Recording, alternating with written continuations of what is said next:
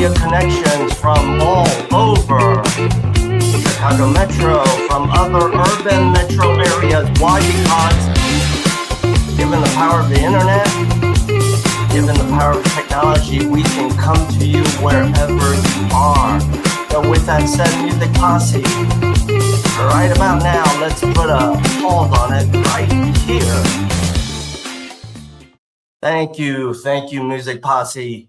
Welcome, everyone. My name is Bill. I am your host of this live stream video series called Buying That House. I'm always your host, unless I do a Jimmy Kimmel thing, which is I ask enough of my close friends to say, you know what, I need a break. You need to show up for me. You need to guest host. And so for those of you close friends, you know who I'm talking about. Yes, I may be hitting you up with that request pretty soon because yes, at some point, I do need a break. I need to do other stuff. It's life. With all of that said, everyone, my guest today is a returning guest. He's a returning guest because, let's be real, why do guests return? It's because they do a bang-up job with our first take. And I don't have to worry. We have the great banter of talking about stuff that we enjoy, that we know you enjoy, and we know it creates some value for you. So with all of that said, my returning guest today is the gentleman. He is known as his mantra, his brand, and he calls himself, his business, his value to you as Move with Merel Black. So with no further hesitation, let's welcome him into the studio and Music Posse because he's a returning guest. He deserves this from us. Let's give him a nice round of applause. Here we go. How you like that one, Jason? That was a wonderful introduction. Thank you. And I was like blushing. I was like, wow, this guy is going to go like, just say my name and let's have at it. But thank you. That was very warm, incredibly, I think too kind in some respects, but thank you. It's good to be back. Yeah, it's great to have you back. I know you and your partner, you guys are absolutely busy. I mean, let's be real. One of the things I know you are busy with, and the secret is you're busy with it, but the value that you push out to me, your clients, your audience, my clients, my audience, our combined spheres together, you guys make it look effortless, especially you with your, what is it, a Monday morning video clip, right? Well, the Good Market Monday. Yeah, I love it. I love it because thank you. Guess what? People want to know what they want to know on Mondays about all things real estate. Yeah, why not? It's been a weekend and most people that's all they're thinking about. Like, did that property sell? Like there's open houses in my neighborhood and that happened. They're a lot more frequent now. I think open houses are up year over year, like 25%. And I'm hosting them. I had 4 last weekend between Josh and I. I've got probably 4 this weekend too. But we're busy, and I appreciate you saying it looks effortless behind the scenes. It's a completely different story. It always is. Yeah, I mean, it's a lot going on. But I think what you had mentioned, I don't look at it like a job. Like there's certain aspects of anybody's job that they're not going to like. I think I fell into this. I mean, I've done it for 25 years, but I fell in full time about 6 years ago, and I love it. Like I love setting up my weeks to see who I can contact from certain groups, who I can help and add value to, who I can connect with other people. And it's just the fun part. I think the relationships, like I love being on the phone, whether it be cold calling or if it's calling, past clients to check in on them. Like every Tuesday, for example, I call all my current buyers and sellers. And if you're involved in a transaction, or you're super hot, like we're looking to make an offer, like you'll get a call on Tuesday, no matter what stage of the transaction we're in, either from me or Josh. And on Wednesdays, I call prospects, folks that are really looking and checking with them. And then Thursdays and Fridays, like past clients. And during those times, I yeah, like I genuinely want to know how my people are doing. Like for me, it's like I miss being a teacher, but I get a lot of that back when I'm so involved with my clients. Like I really dig it. So thank you. I'm not surprised I'm not surprised that you remind me that you left your career as a teacher, as an educator, because guess what, Jason, you're still teaching, buddy. You're teaching us what's going on with all things real estate.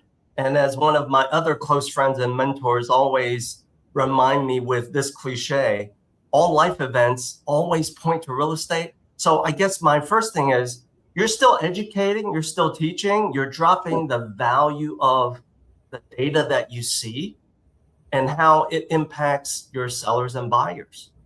For sure. And what's funny is I get a real kick out of either folks that have never done it, like first time buyers, so I can walk them through the whole process. Sure. And when we meet, we have our consultations, we bring a packet of all the information, and I'll share with you, we can put it out there, but also like a buyer timeline.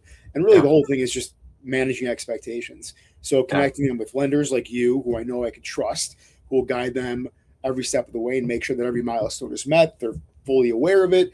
Like the process seems seamless, but behind the scenes, we're scrambling and working with our transaction coordinators, our concierge service, and making sure everything is on the surface, like walk in the park. But it's hardly the case. In any event, it's interesting to say the least. Especially now. Well, but you and I live, breathe, we die and win by this, and that is our clients simply want the outcome. They don't always care to know how we bake the cake. They don't give a shit. And I don't want them to care about my life at all. It doesn't matter. Oh, like one of my kids is sick. I've got practice to go to. I'm on vacation. Like, no. Like they don't care. Like I hate to say like we're on call, but we are. That's why there's two of me. And I've got, again, more to our business, transaction coordinator. And as I mentioned, like we have all things covered, but my clients don't want to hear about my personal life, period. Like I like making little surface level connections like, oh, I have a dog, or like, yes, we tried that restaurant the other night too. But beyond that, all they want to know is that we're doing the job. And when we're not with them, we're doing the job. So that's right. Yeah. And again, like back to the education piece, like we have clients that have been sold a house in 46 years and it's anxiety fueled. And it's in this case, like not hour by hour. I don't want to make it like that, but day by day, like we just got to gauge what's happening, give them hope if it's not in their contract. And then, or on the flip side, when it's positive, guide them along and say, yeah, we've got this coming up. We have the walkthrough scheduled. We'll get that when closing is scheduled. So it's things like that, but it's a lot of contact. Yeah. So I don't know if you picked up on this when I was suddenly begging you to come back as a returning guest, and then I created the thumbnail to promote our live stream today. And my thumbnail, I don't know if you picked up on this, in the background, a subtle background, was Ravinia, right? I did not notice it. I was looking at the thumbnails, like I was gearing up for like what I wanted, what I knew you'd ask me about. You were focused on the bullet points. I'm a big Easter egg kind of guy, so I love that. Like whether it be Marvel movies or whatever else, I'm a big fan. All right, I'll have to look at it again. Take a look. Take a look at it. So I guess my first question is, this year, how many times have you been to Ravinia? 0 so far. Me too. Same for me. You know why? There wasn't really an entertainer that my wife and I felt we have to go back and see. That's this year. Next year could be different. I saw 2 performers last year the same night. It was OAR, who actually headlined, and Fits and the Tantrums, and they were actually fantastic. They were a lot of fun. I enjoyed them more than, I mean, OAR is great, but I had never seen Fits, and they were great. But I think Snoop's playing. There's been a couple shows that I've looked at, but nothing that like, oh, I have to go. When you saw Fitz, did you clap your hand? I sure did. It's a great one. Nice. It's a great one. It just fucking gets you in the mood, right? They had just fun, good, high tempo, like feel good, and it was a blast. I had a lot of fun. It was a good night Yeah. for it. It was great weather. I feel like Yeah. the world was there, as it always is. But yeah, Ravinia's dope. It's great venue. Yeah. So in the spirit of Ravinia, Highland Park, and all of the wonderful North Shore suburbs that people rely on moving with Merel Black. I mean, here's the first thing I'm going to say to you right now. This is fresh on my mind. I think in one of your Market Monday mornings, you dropped the fact that Northbrook, call out to all Northbrook property owners, wannabe property owners. Am I correct to remember this? You dropped the fact that Northbrook was seeing a 16% year-over-year increase in value? Oh, yeah. Oh, my gosh. Yeah, some are up 20%. Wow. And others a modest like 5 to 8%. But yeah, everyone's up. But let's be real. Whether it's a double-digit percentage or a single 5%, Jason, you and I can laugh about this. A percentage of a big number is a big ass number. Absolutely. Right? It really is. Yeah. Yeah. Numbers are staggering. So where are people moving from to the Highland Parks, the Lake Forest, down to the Glenviews? Talk to us about that. So seeing a lot of folks from the city. And I actually saw this like when COVID kind of happened, when people were looking at their houses. I think a lot of folks in the city who were intending on staying, upping from their 2-bed, 2-bath to maybe a townhome or a 3-bed, and then living out the first few years with the kid. And a lot of folks miss that step or just are skipping that step and coming right to the suburbs. We saw that tick up a little bit about 4 or 5 years ago, and I think that trend has died. Really? I think folks are, yeah. I mean, there's a lot more people that are eager to get out here. Some of little, like, again, open house in Deerfield. We just had it, 301 Earl's Court. Unbelievable property. It's 5 beds, 2.5 baths. It's great. It's in unbelievable shape. Open house was visited by, I think, a majority, like 60% were from the city. Wow. Like North Center and Lincoln Park, and yeah, couple without kids. Yeah, I'm seeing that. And then other folks are, I think, on the other side of it, the other generation, I'd say like the boomers who are sitting a lot of equity, who are sitting in colonial homes, split levels, 3 level, like lots of stairs. They're looking to downsize. So I'm seeing a lot of those folks get out of their big houses and go to either condos, townhomes, or in some cases, we've had folks downsize to condo here and then use a lot of the profit to buy another place in California. So we're seeing that too. Yeah, and in other cases, people are actually just getting up and leaving, who are selling their big house, and the kids are now in college, scattered, and they're not necessarily come back here, so they're able to go and live out the next few years in like South Carolina. That's been big too. South Carolina, near one of their adult children and grandbabies. Yeah, it's like central. I had a conversation earlier today about folks who, one of their kids in South Carolina, and she had mentioned grandkids at some point. I'm like, kid's like 19. But that's like the vision that I'm seeing from now. And she was relatively younger too. But again, where life's taking her exit seems to be not necessarily staying like Lake Forest or Lincolnshire, Deerfield, Highland Park. Yeah. It's been interesting to say the least. Yeah. And because Jason, I know you are a fan of data. Hell, you are such a fan of data. You push the data on us to make sure we live the life we want with your help. Let's bring up this set of data, right? To support what you're talking about. Let me just drop us out of the picture here.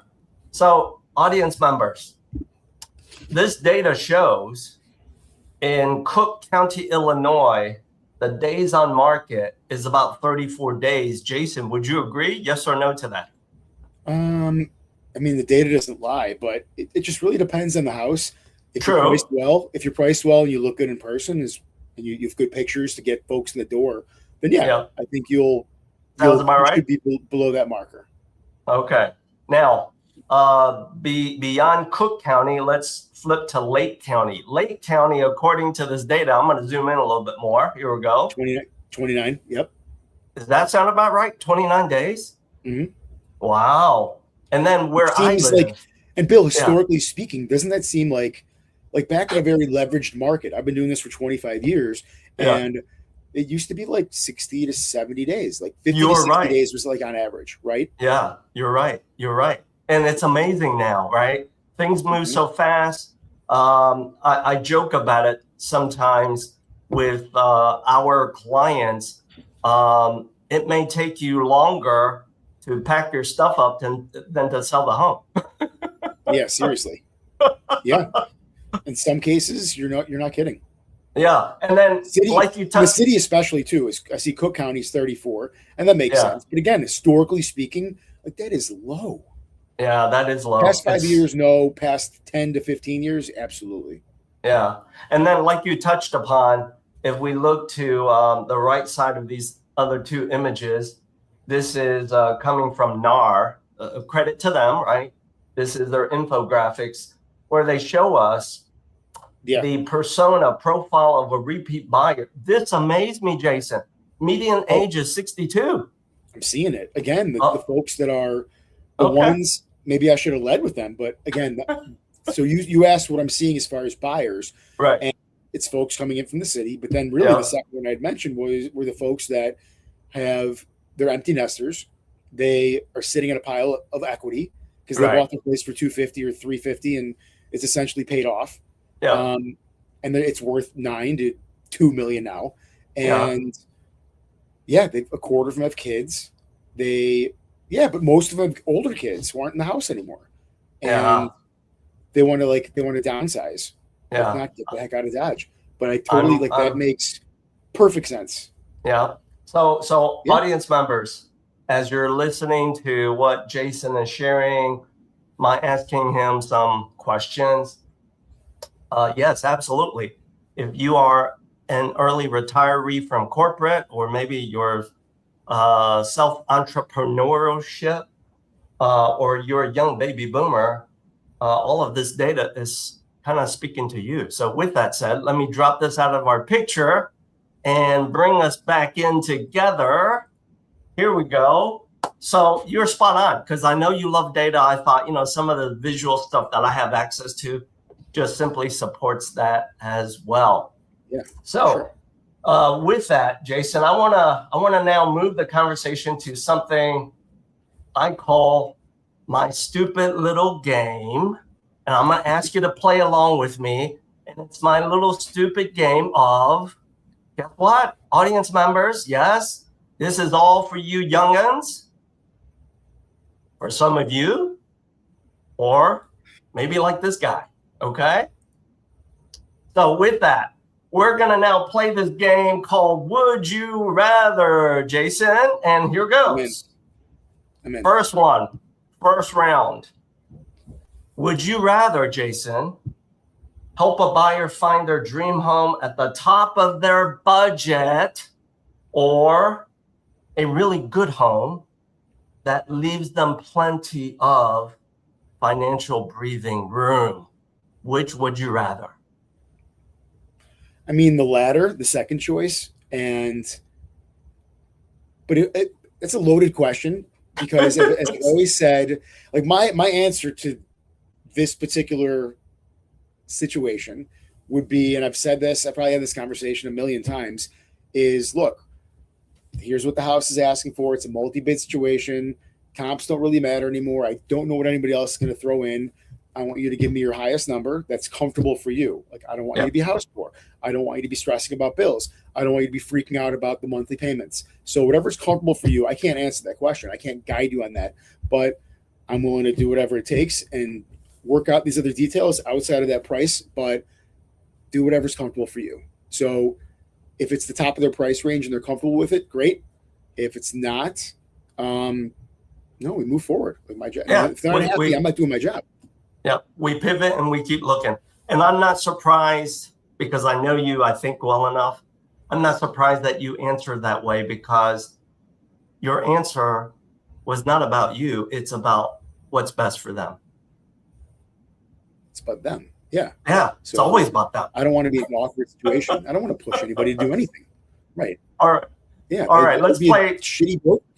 Yeah, let's play round two. of our Would You Rather game. Okay. Would you rather work with a buyer who has been pre-approved by a lender who you do not know, never heard of, or would you rather tell your buyer, here are 3 names of lenders who you know, you need to have conversations with them? Which would you rather? I like the first one. You do like the first one? I do. If Why? it's someone that is, well, is the lender like, is it you? You're saying here's a buyer you're working with? No, it's someone you don't know at all. Oh, I don't know the source. Yeah. So it's the lender off the streets. Oh, then no, I'd much rather have the power to guide that buyer into a That's lender. right. And quite frankly, I like doing it one at a time. I don't like saying here are 3 options. I don't even like doing here are 2 options. Like, I'll think about lenders I work with, and I don't get the chance very often because, as you saw earlier, a lot of buyers are buying cash. I'd say about half, right. 40% of ours are. So, and some have come with their own. But in any event, if I get the opportunity, I usually just do a direct introduction. I'll give you a heads up and say, these are the buyers I'm referring, and then go that way. And if it doesn't work out, then, well, I'll kick your ass. But it will. But in my 25-year career, it has not worked out, and I've had to like sidestep and say, okay, I got somebody else, and then that relationship is like, nah, we're good. So, okay. So with the question rephrased, now I understand it. Option 2, and that's how I do it. Yeah. And you and I both know this because real estate is a team sport. Yes, we are sharing this cliche with you, you young first-time home buyers, because real estate is a team sport. You need to absolutely have your dream team, the right team of service providers to help you get to your next chapter. All right. See, those are easy questions with my stupid game of Would You Rather. Now, we're going to wrap up today with another game of mine, and that is true or false. You ready? I'm ready. True or false? Income is more important than credit score. I would say true. Bingo, 100%. You know why I believe that too? The more income the more income you got, it's a natural proportion. It's a natural, a direct correlation. You probably have rock star credit. Right. It's just all about debt to income ratio anyways. Bingo. So the more you make, the better position you'll be to do whatever you want financially. Bingo. And let's translate our B2C business, right? Most of our clients are consumers, but let's translate that to the B2B world. Yes, for some of you clients who benefit from Jason and his partner Josh's help, you may be in a B2B business. So speaking your language, in the business world, same concept applies, right? The more top line revenue that you see, the more flexibility you have. You can acquire other businesses. You have a healthy balance sheet. Same effing concept. Yeah, spot on. Yeah.